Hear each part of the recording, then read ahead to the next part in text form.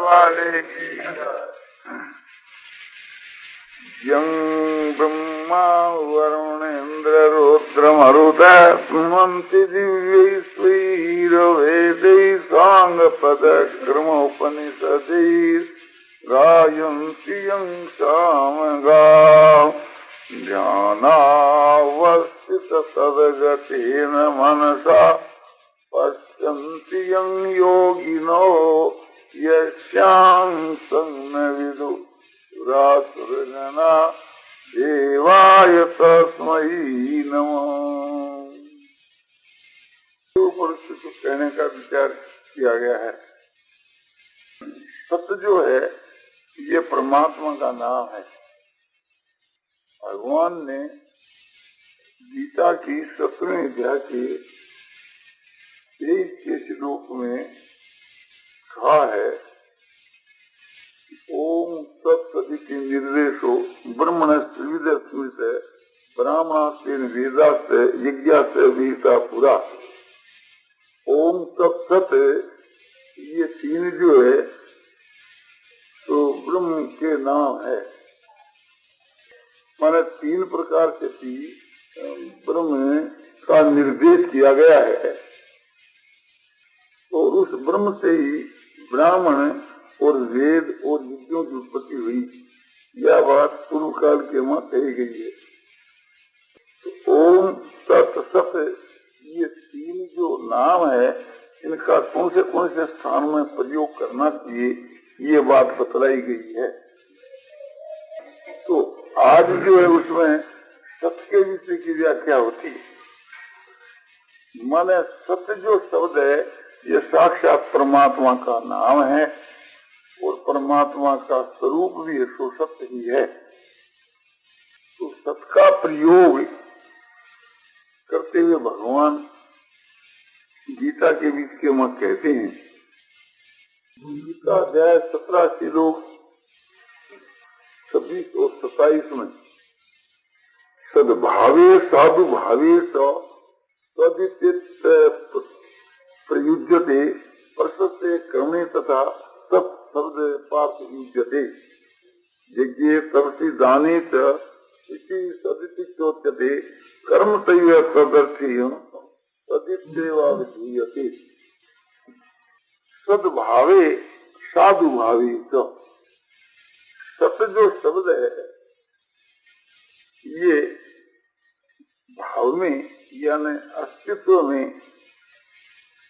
और साधु भाव में यानी श्रेष्ठ भाव में इसका प्रयोग किया जाता है।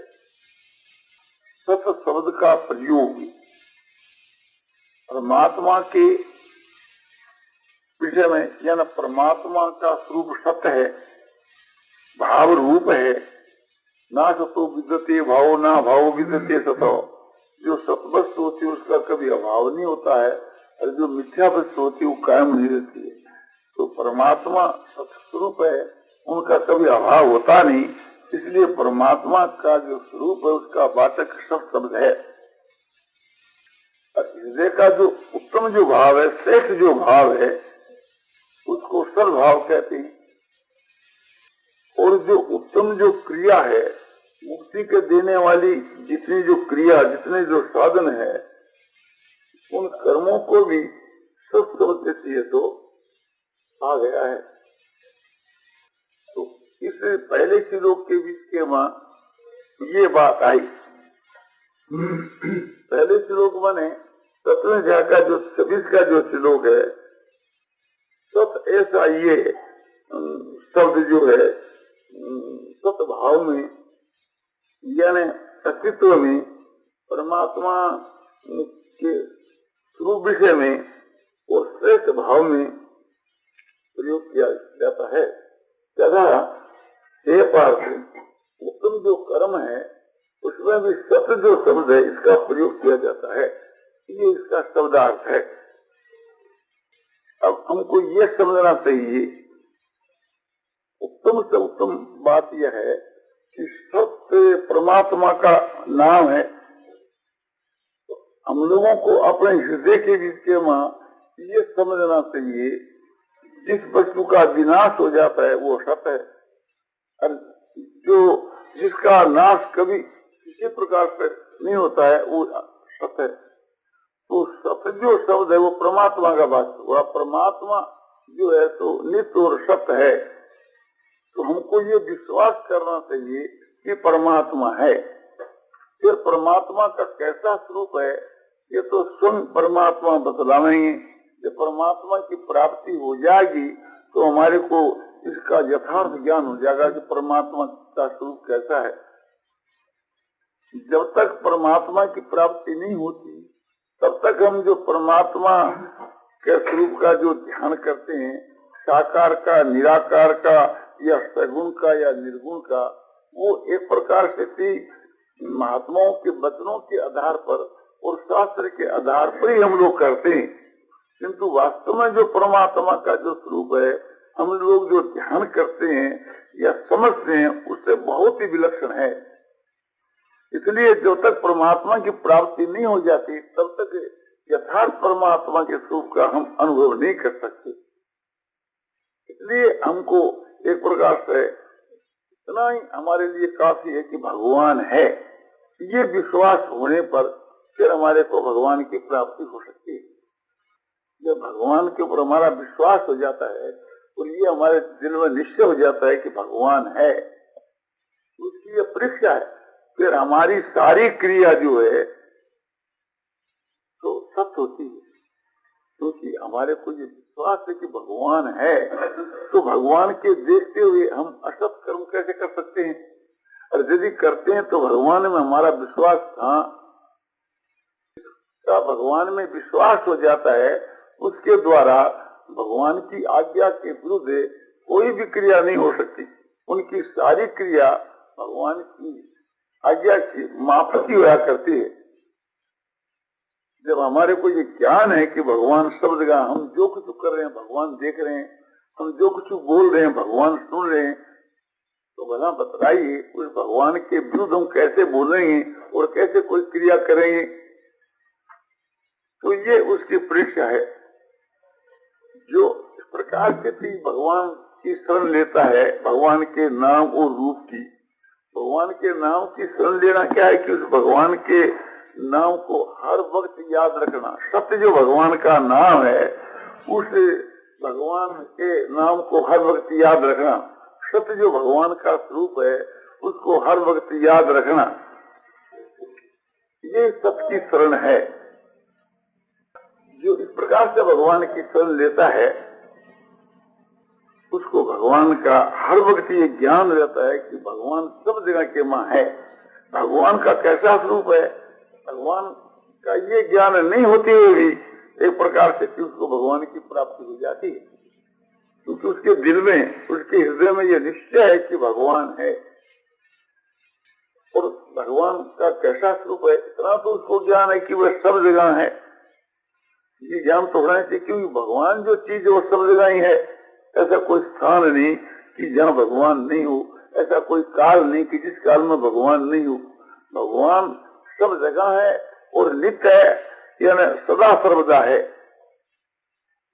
भगवान किस प्रकार से सब जगह के बीच में है, तो इसके लिए गीता की 13 का जो श्लोक है उसको याद रखना चाहिए। सर्वतः पाणी पादम तत् सर्वतो अक्षि शिरो मुखम सर्वतः श्रुति मनलोके सर्वमावृत। इसका शब्दार्थ ये होता है सर्वतः पाणी पादम तत्, तत्मान हुए परमात्मा सब जगह हाथ वाला, सब जगह पैर वाला है। सर्वतो अक्षि शिरो मुखम, और सब जगह उनके नेत्र हैं और सब जगह उनका मुख और सब जगह उनका मस्तक है। सर्वतः श्रुति मनलोके, और सब जगह वो कान वाला है, उसके कान सब जगह हैं। सर्वमावृत्य, सबको एक प्रकार से व्याप्त करके सब में सुस्थित है, यानी परमात्मा सारे संसार के बीच के वहां व्यापक होकर के सुस्थित है। तो ये जो परमात्मा का जो स्वरूप है, ऐसे स्वरूप का जो ज्ञान रहने से उसको बहुत शीघ्र परमात्मा की प्राप्ति हो जाती है। सब जगह उनके हाथ है, इस कहने का क्या अभिप्राय है? इस कहने का यह अभिप्राय है कि हम जो कुछ भगवान को समर्पण करते हैं ये भगवान हमारी दी हुई चीज को सब जगह ही ग्रहण कर सकते हैं कि उनके हाथ व्यापक हाथ हैं, एक देशी नहीं। इसलिए हम जहाँ ये भाव करके भगवान को कोई चीज देते हैं तो भगवान सब जगह स्थित है ही, वे एक प्रकार से देते हैं, उनके हाथ भी सब जगह ही हैं, सब जगह उनके चरण। इसके कहने का क्या अभिप्राय है कि हम भगवान के चरणों को जो नमस्कार करते हैं तो भगवान के चरण सब जगह ही हैं, भगवान के एक देशी चरण नहीं, क्योंकि भगवान के चरण भी व्यापक हैं, जैसे हाथ व्यापक है ऐसे चरण भी व्यापक है। और सब जगह भगवान के नेत्र। इस कहने का क्या अभिप्राय है कि हम जो कुछ कर रहे हैं भगवान सब जगह से देख रहे हैं। हम कहीं कुछ कर रहे हैं किंतु भगवान के नेत्र तो व्यापक हैं, सब जगह हैं, इसलिए भगवान देख रहे हैं। जब ऐसा भाव होगा तो हमारे से कोई बुरा काम नहीं होगा, भगवान की आज्ञा के विरुद्ध कोई भी क्रिया हमारी नहीं होगी। सब जगह भगवान का सिर। इस कहने का क्या अभिप्राय है कि हम पुष्पादि जो कुछ भगवान के मस्तक पर चढ़ाना चाहते हैं तो भगवान का भाव करके जहाँ हम चढ़ा दे वो भगवान के मस्तक पर ही चढ़ जाता है, क्योंकि भगवान का मस्तक सब जगह है, भगवान का मस्तक भी व्यापक है और सब जगह भगवान का मुख है। इस कहने का क्या अभिप्राय है कि भगवान को जो हम भोग लगाते हैं तो भगवान सब जगह उनका मुख होने से हम जो कुछ प्रेम से देते हैं भगवान उसको खाते हैं। पत्रंग पुष्पंग फलंग तोयं यो में भक्त्या पर्यतति तदंग भक्ति प्रियता मस्नामी प्रियतात्मन। पत्र पुष्प फल जल जो कुछ भगवान को एक प्रकार से थी हम भोजन के लिए अर्पण करते हैं तो भगवान कहते हैं कि उसे प्रीति पूर्वक प्रेम से दिए हुए प्यारे का वो दिया हुआ भोजन में करता हूँ। तो इससे ये बात सिद्ध होती है कि भगवान सब जगह है, उसका मुख भी सब जगह है, सब जगह उसके कान। इस कहने का क्या अभिप्राय है? इसका ये अभिप्राय है कि भगवान के कान व्यापक है, एक देशी नहीं। हम जो है कहीं बोलते हैं भगवान वहां से सुनते हैं, क्यों? भगवान के कान वहां मौजूद है और सबको घेर करके सब जगह भगवान से। इसका क्या अभिप्राय है? भगवान का अभिप्राय यह है कि कोई अणुमात्र भी ऐसी कोई जगह खाली नहीं कि जहाँ भगवान नहीं हो, भगवान सब जगह ही मौजूद है। इस बात को समझ करके हमको सदा ही निर्भय रहना चाहिए कि जब हमारे प्रभु सब जगह के बीच के वहां मौजूद हैं तो हमको कौन बात का है, तो उसके वहां निर्भयता आ जाती और उसके बीच के वहां धीरता आ जाती है कि भारी से भारी भय की उपस्थिति होने पर भी वो कभी घबराता नहीं, वो समझता है कि भगवान सब जगह है। एक छोटा बच्चा, 1-2 साल का बच्चा माँ की गोद में बैठ करके डरता नहीं, वो समझता है कि एक प्रकार से मैं माँ की गोद में बैठा हूँ।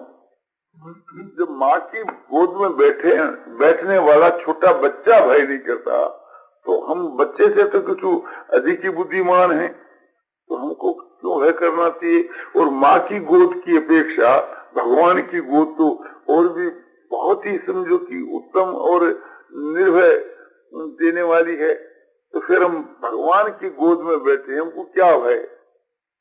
इसे भगवान के सारे अंग सब जगह है तो गोद भी सब जगह है, तो हम भगवान के गोद में बैठे हुए हैं तो उसमें निर्भयता आ जाती है और गंभीरता आ जाती है, उसमें वीरता आ जाती है और धीरता आ जाती है। तो इस प्रकार के उसमें ऐसे गुण आ जाते हैं कि उसकी आत्मा में बल आ जाता है। वीरता का कहने का भी प्राय यह है कि उसमें आत्म बल आ जाता है। वो कभी एक प्रकार से किसी बात के लिए ऐसा नहीं समझता कि इस काम को मैं नहीं कर सकता, क्योंकि उसके वहां परमात्मा का बल आ जाता है। और एक प्रकार से थी वो अपने जो भगवान की आज्ञा का उल्लंघन नहीं करता तो यमराज की भी सामर्थ्य उसको कोई दंड दे दे, अपराध करने पर तो दंड भी दे। और पूर्व में जो अपराध कर चुका है वो भगवान का प्रसाद समझ करके, भगवान का विधान समझ करके हंसता हुआ खुशी के साथ में समझो कि उसको स्वीकार करता है, उसको भय कौन बात है।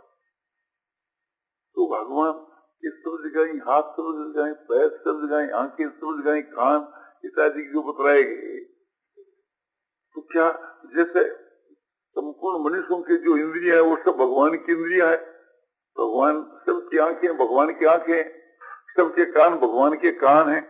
बोले ये बात तो है ही, किंतु इससे भी और एक विशेष बात है,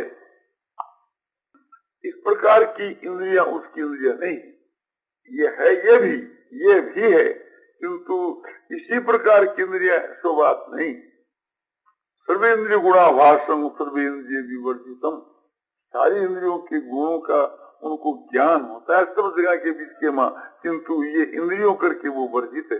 ये समझो कि आंख और हाथ पैर मस्तक आदि जो जैसे इंद्रिया का वर्णन किया गया, इस प्रकार की इंद्रिया मनुष्यों की मापक इंद्रिया उनकी नहीं है, उनकी इंद्रिया व्यापक है, उनकी सारी इंद्रिया निराकार है, उसकी इंद्रियों का कोई आकार नहीं है। इंद्रियों का जो विषय है उनका अनुभव वे सब जगह में स्थित होकर ही करते।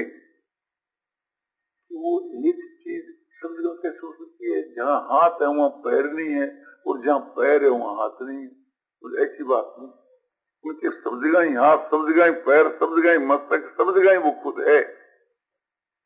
तो कैसे, जैसे जो तार के मां जो बिजली है, उस तार में रहने वाली जो बिजली है उसमें वो सब शक्तियां सब जगह भरी हुई है। जैसे रोशनी की शक्ति उस बिजली में सब जगह है, जैसे हवा की शक्ति, पंखे की शक्ति उस बिजली में सब जगह है, जैसे शब्द की शक्ति, जैसे रेडियो बोले तो वो बिजली की शक्ति सब जगह है, जैसे बल की शक्ति समझो कि ताकत को जो काम है रेल वगैरह कुछ चलाने की शक्ति, तो वो सब जगह ही है। ये नहीं कि अमुक जगह ही है, तो उसकी शक्ति व्यापक है और वो बिजली आंखों से दिखती नहीं। तो जिस तरह से एक जड़ जो पदार्थ बिजली की शक्ति एक प्रकार से सब जगह है, तार में विशेष रूप से है और समान भाव से जहाँ तार नहीं है वहां भी है, वहां पर वो बिजली अप्रगट है। तार के जिसके मां तो समझो कि उसका करंट आ गया है, और जहाँ करंट नहीं है वहां भी बिजली है। बिजली व्यापक है कि नहीं की मापक, परमात्मा तो बिजली और अग्नि से भी और विशेष रूप से व्यापक है। ऐसे होते हुए भी समझो कि भगवान कहते हैं कि मैं भगत के हृदय में विशेष रूप से, तो वो कहना कि वहाँ एक प्रकार से करंट है उसका भगत के हृदय की, समान जगह होता हुआ भी वहाँ विशेषता बतलाई जाए। तो भगवान एक प्रकार से सब जगह है, सब जगह होने से भी उनके हाथ पैर इत्यादि की जो आपने सब जगह, हाथ पैर का मतलब यह है कि हाथ और पैर के मां जो शक्ति है वो चीज, हमारे जो नेत्र है ये तो एक समझो कि नेत्र का गोलक है, माने नेत्र जो एक इंद्रिय है उसका स्थान है, वास्तव में देखने की जो शक्ति है वो ही एक प्रकार से थी अपने निराकार है, और वो ही एक असल के मां नेत्र है। ये जो आपको जो नेत्र दिखते हैं ये तो नेत्र इसको कहते हैं, उसका देखने इंद्रिय का स्थान होने से, इसको हम लोग कान कहते हैं कि सुनने की इंद्रिय का स्थान होने से, ये गोलक है वास्तव के बीच के मां या इंद्रिय, ये जो आपको कान दिख रहे हैं, जब इंद्रिय नष्ट हो जाती है तो कान कायम रहते हुए सुनता नहीं। इस वास्ते समझना चाहिए कि वो इंद्रिय जो है वो निराकारी है। लोगों की इंद्रिय एक जैसी है और परमात्मा की इंद्रिय तो सर्वदेशी है और व्यापक है। फिर एक प्रकार से अपने प्रकरण के ऊपर में आ जाता। सद्भावी साधु महान, सत्य जो शब्द है ये भाव का वाचक है, अस्तित्व का वाचक है और सत्ता का वाचक है। स्वास्थ्य समझना चाहिए ये सत्य जो है ये परमात्मा का नाम है, ये सत्य जो है सो परमात्मा का स्वरूप है। परमात्मा सत्य है कहने का अभिप्राय यह कि वह सदा सर्वदा है और सब जगह है, सदा है। ये जो हमारे हृदय में जो भाव है, ये एक प्रकार से ये भगवान की एक शरण है कि हम भगवान को हर वक्त याद रखते हैं। भगवान को हर वक्त याद रखना ही भगवान की शरण। भगवान का नाम भी सत्य और भगवान का रूप भी सत्य। इस प्रकार की स्मृति रखने से भी हमारे हृदय के भाव भी सुसत्य होंगे और हमारी बाहर की क्रिया भी सुसत्य होगी। बाहर की सत्ता जो है एक प्रकार से भीतर के अनुसार ही होती है और भीतर के भाव की जो सत्ता है वो भगवान के बुद्धि के निश्चय के अनुसार ही होती है। तो हमारी बुद्धि के वहां जो ये निश्चय हो जाएगा कि भगवान है, चित्तभूत है, तो हमारे हृदय के जितने जो भाव है वे सब समझो कि सत्य हो जाएंगे, उत्तम हो जाएंगे। जितने उत्तम जो भाव है उनका नाम सत्य भाव है और जितने उत्तम कर्म है उनका नाम सत्य कर्म है। और जो समझो कि विपरीत है उसको असत कहते हैं। तो बाहर की हमारी सारी क्रिया फिर सत्य होने लगेगी। हम वचन भी सत्य बोलेंगे, हमारे आचरण भी सत्य होंगे और हमारा भोजन भी सत्य होगा। घोर कली काल के तुलसीदास जी ने कहा कि जब कलयुग आवेगा तो क्या होगा, झूठा लेना, झूठा देना, झूठा भोजन, झूठ चबेना। लेना देना सब झूठा, व्यापार सब झूठा और भोजन भी झूठा। ये बात समझ में नहीं आती। भोजन उच्छिष्ट तो होता है, झूठा तो होता है, पर झूठा क्या, मिथ्या क्या। तो भोजन जो है एक प्रकार से अन्याय से द्रव्य उपार्जन करके उसका जो हम भोजन करते हैं वो एक प्रकार से मिथ्या भोजन। मिथ्या कमाई से जो हम भोजन करते हैं तो हमारा भोजन है तो मिथ्या है। दूसरी बात या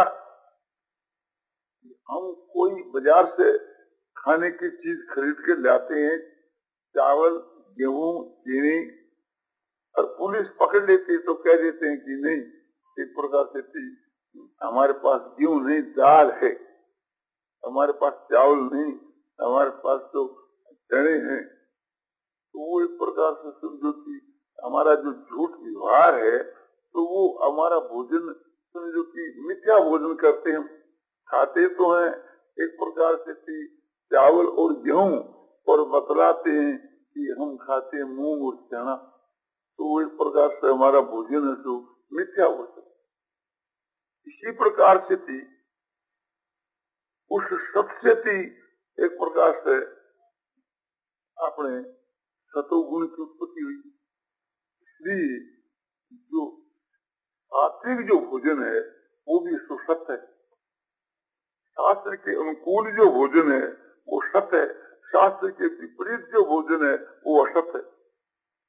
इस वास्ते भोजन भी हमारा सत्य ही होना चाहिए। तो बाहर की क्रिया में तीन बात प्रधान है, आहार और व्यवहार।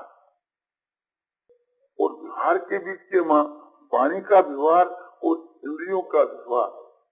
वाणी का व्यवहार क्या है कि सत्य बोलना, इंद्रियों को व्यवहार क्या है कि सत्य आचरण करना। और आहार की शुद्धि क्या है कि भोजन पवित्र करना। उस भोजन की पवित्रता भी तीन प्रकार की होती है। एक तो न्याय से उपार्जन किए हुए द्रव्य से खाद्य पदार्थ खरीद कर हम खावे, वो एक प्रकार से थी समझो कि पवित्र भोजन है। एक वस्तु से थी स्वभाव से ही पवित्र होए, अपवित्र नहीं हो। शास्त्र के अनुकूल जो पदार्थों का भोजन है वो पवित्र भोजन है। जैसे समझो कि अपने दाल है भात है, तरकारी है, फल है, ये सब जो चीज है, वो जैसे दूध है, घी है, जो दूसरी चीज है, तो ये सब चीज है तो पवित्र है। और जैसे शास्त्र निषिद्ध इस प्रकार से थी, समझो कि लहसुन है, प्याज है, और वो तो महानिषिद्ध है, जैसे कि मांस, अंडा इत्यादि जो तो महान एक प्रकार से निषिद्ध है। जैसे मादक वस्तु जो नशा करने वाली तामसी चीज तो महा ही निषेध है। इसी प्रकार से थी जो राशि जो वस्तु है वो भी एक प्रकार से थी असत्य। जितने मसाले हैं, जितने समझो कि नाना प्रकार के जो मसाले हैं, जैसे नमक है, मिर्च है, खटाई है, और भी एक राई वगैरह जितनी तीक्ष्ण चीज है, दाहकारक चीज है, ये सभी एक प्रकार से राशि है। तो राशि जो भोजन है और तामसी भोजन है, ये दोनों ही वास्तव के बीच के वहाँ असत्य ही है। सात्विक भोजन ही सत्य, उसमें सत्य शब्द पड़ा है, इस वास्ते भोजन भी हमारा सात्विक होना चाहिए। एक तो न्याय के उपार्जन के द्रव्य से जो खरीद करके जो हम खाद्य पदार्थ जो खाते हैं, वे तो एक प्रकार से वो सत्य है, वो एक प्रकार की सत्यता है कि न्याय से उपार्जन किया हुआ जो द्रव्य है उससे किने हुआ भोजन जो करते हैं वो सत्य।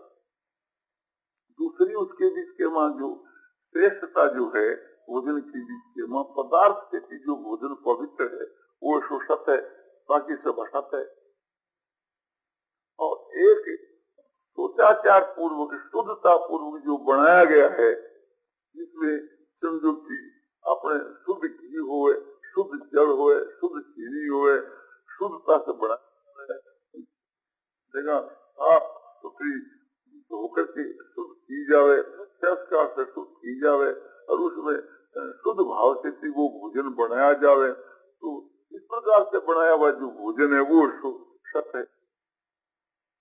तो भोजन की पवित्रता और व्यवहार की पवित्रता, व्यवहार की पवित्रता क्या, इस सबके साथ के बीच के जो हमारा पवित्र जो व्यवहार और हमारे जो सारे जो कर्म जो हैं वे एक प्रकार से सात्विक है, तो वे सब एक समझो कि सत्य है। क्योंकि यज्ञ और दान और तप के बीच के जो स्थिति है वो सत्य बतलाई गई है। सद्भावे साधु भावे से, सत्य जो शब्द है ये इसका भाव में प्रयोग किया जाता है और साधु भाव के मां प्रयोग किया जाता है। परसत्य कर्मणि तथा सब शब्द पार्थिव